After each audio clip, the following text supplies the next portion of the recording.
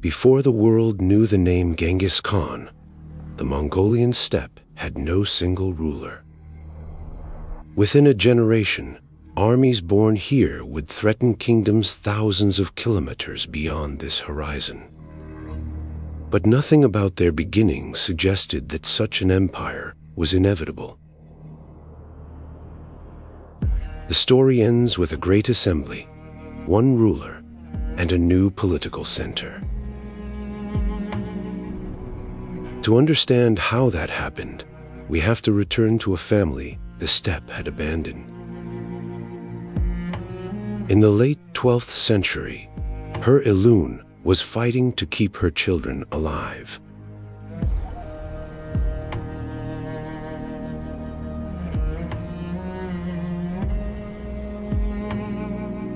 Her husband was dead, his followers were gone.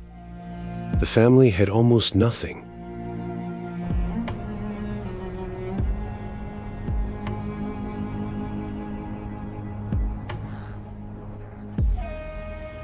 Her eldest son was Temujin.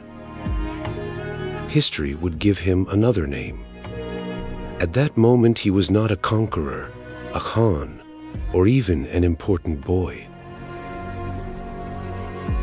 He was hungry, vulnerable, and part of a household nobody expected to matter. There were Mongols, Tatars, Merkits, Kereits, Naimans, and many smaller clans. No authority was strong enough to control the entire steppe.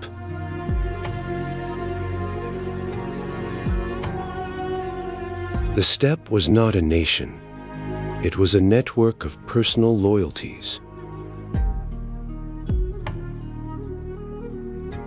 A marriage could create an alliance.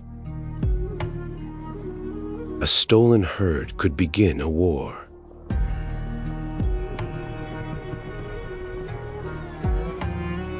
A murdered relative could create a debt that survived for generations. There were no city walls behind which a weak household could hide. Much of your wealth moved on four legs. Your security depended on who was willing to ride when you called.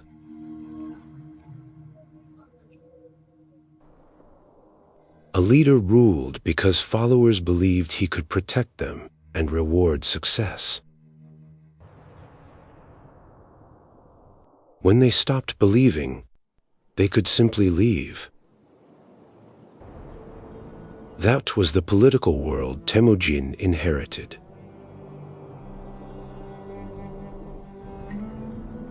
Loyalty was unstable because survival itself was unstable. Families moved with the seasons, following water, pasture, animals, and weather. Distance was not an occasional obstacle. It was the basic condition of life. Children learned to ride early. Horses meant transport, food, status, communication, and military power. A mounted messenger could cross spaces societies considered almost ungovernable. News traveled. Merchants traveled. Refugees traveled. So did religion, technology, disease, and fear.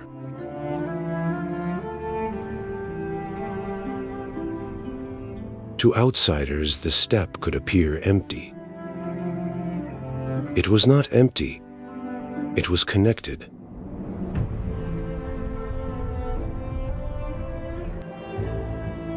What it lacked was a center.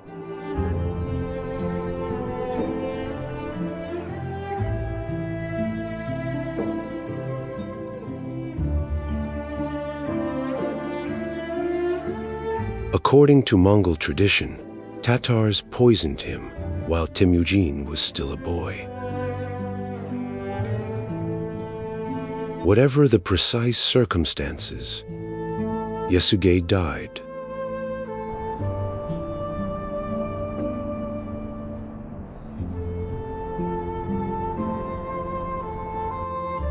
After his death, the families that had followed him abandoned her alone and her children. Supporting a dead leader's household offered them no immediate advantage.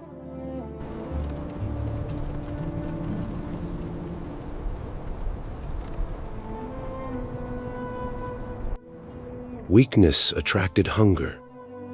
Strength attracted followers.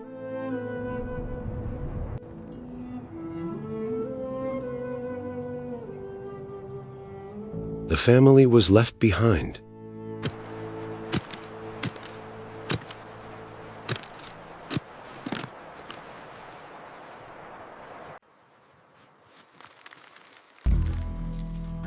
Her alone gathered roots and berries.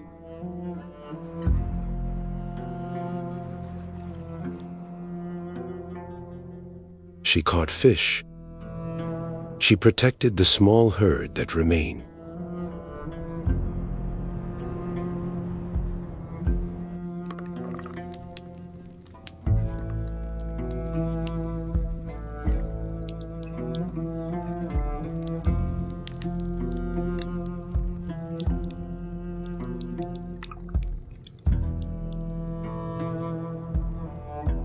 The lesson was simple. No one was coming to save them.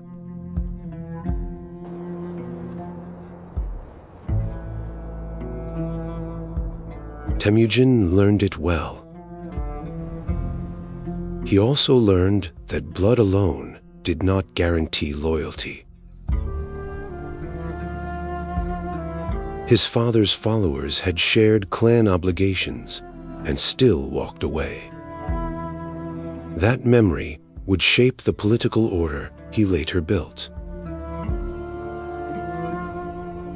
Temujin would eventually create loyalty through reward, discipline, opportunity, and fear. But first he had to survive long enough to become useful to someone.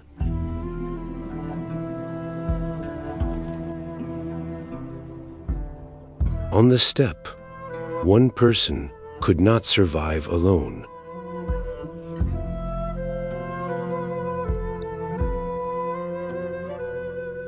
You needed allies.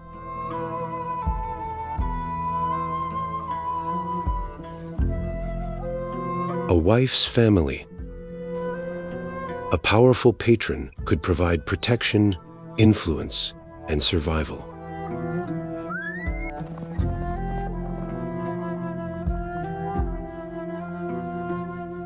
A sworn brother. Temujin would find all three. And one of those relationships would eventually become the most dangerous rivalry of his life.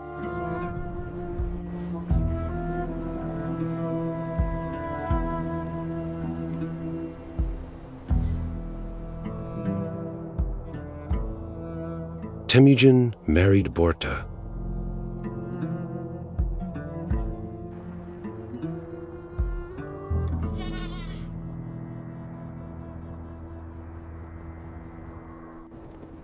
But an old crime committed by Temujin's father had not disappeared. Years earlier, Yasuge had taken her Ilun from a market man.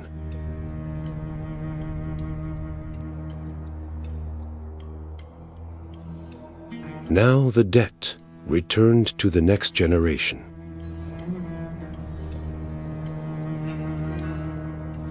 The merchants raided Temujin's camp.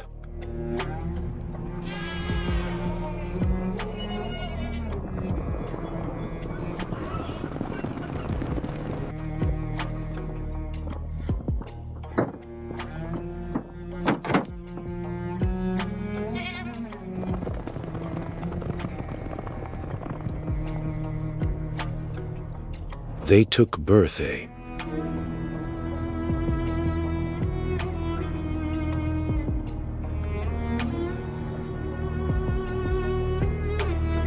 Before Temujin conquered kingdoms, he first had to recover one person. He had no great army and no territory powerful enough to frighten the merchants. So he used the only power available to a weak man: relationships. First, he went to Toghrul, ruler of the Kereits.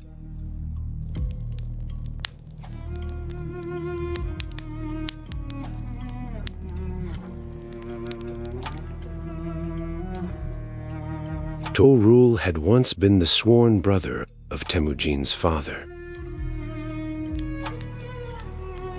Temujin reminded him of that bond.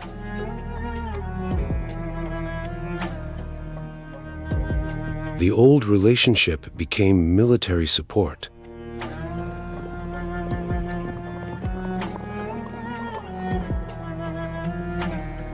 Lasmisne.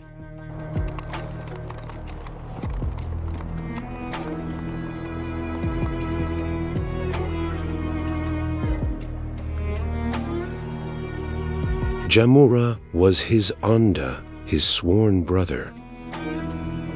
They had exchanged gifts, promises, and loyalty.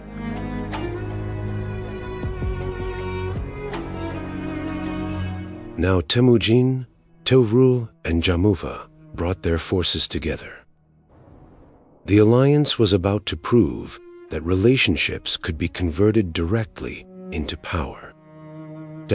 Together they attacked the Merkits. Distant hoofbeats are audible, accompanied by the persistent, cold sound of wind whipping across the open. Evacuate, now, quick, move the horses. Get in the cart, hurry, let's go, fast, don't look back.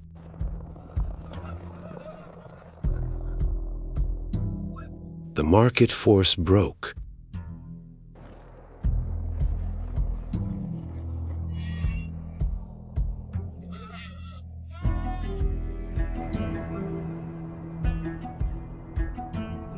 Börte was recovered.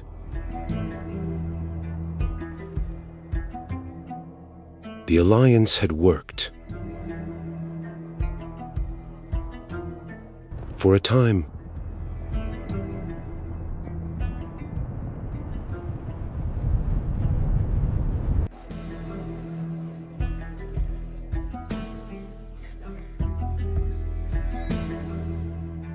men, our time has come. The sky is watching. Vengeance is near. Temujin and Jamugha were too similar to remain equals. Both were intelligent, ambitious, and charismatic. Both understood that the fractured steppe was waiting for someone powerful enough to reorganize it. Jamugha represented the traditional aristocracy. Status came from lineage. Old families commanded because their ancestors had commanded.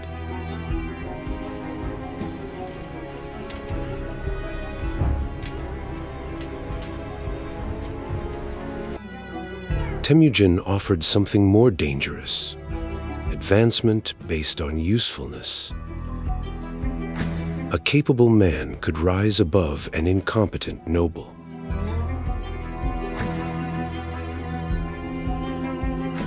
A defeated enemy could become a useful follower. A man without prestigious ancestry could gain status through loyalty and success.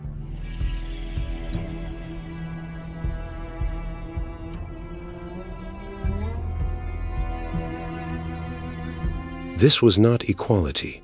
Temujin remained absolute. But it was opportunity. Eventually, even the Kereits became enemies.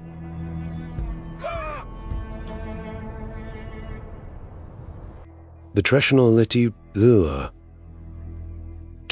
elites tended to support Jamugha.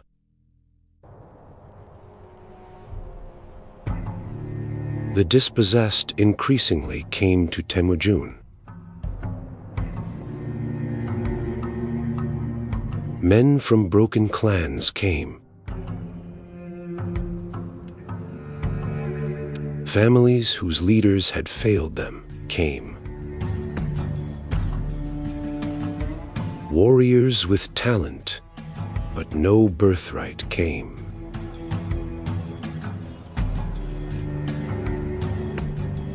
Temujin gave them a reason to stay.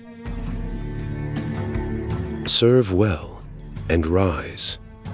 Remain loyal and be rewarded. Betray and punishment followed.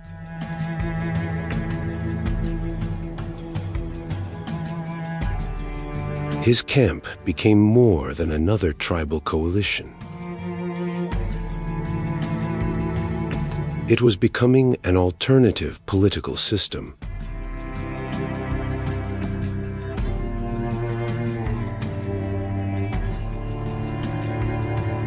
The conflict with Jamugha lasted for years.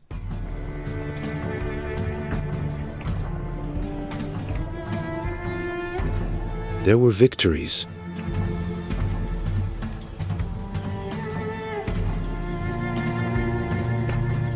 defeats,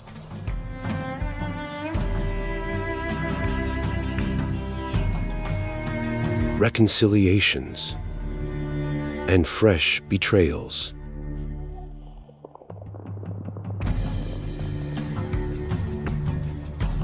The Tatars, remembered as the enemies who poisoned Temujin's father, were defeated.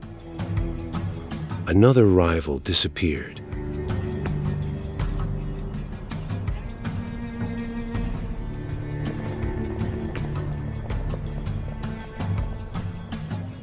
The Merkits were hunted repeatedly. Their ability to challenge Temujin steadily collapsed.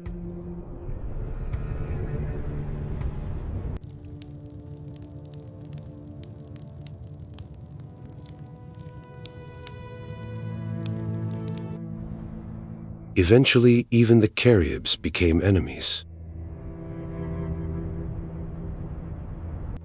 The alliance that once helped save Börte could not survive the struggle for supremacy.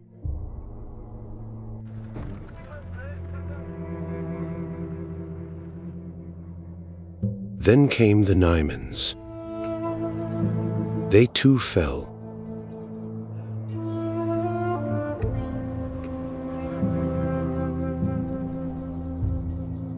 One rival after another had been removed from the political map. Eventually, the struggle returned to the man who had once been Temujin's closest brother.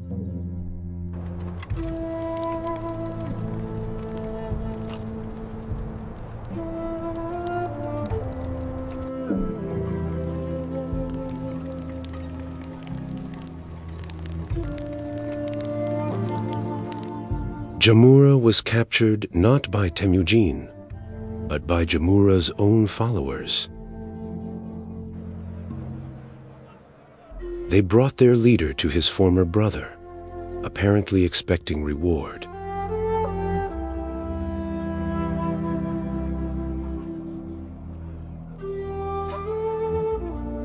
Temujin reportedly had the betrayers executed. A man who betrayed one leader could betray another. Then Temujin offered Jamugha reconciliation.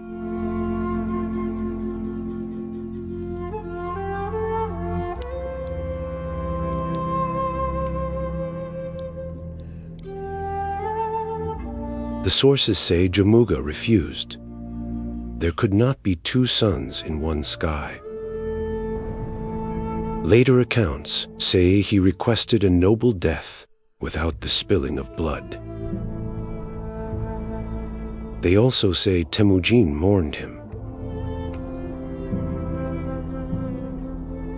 We cannot know exactly what they said. The surviving story is political memory, not a transcript.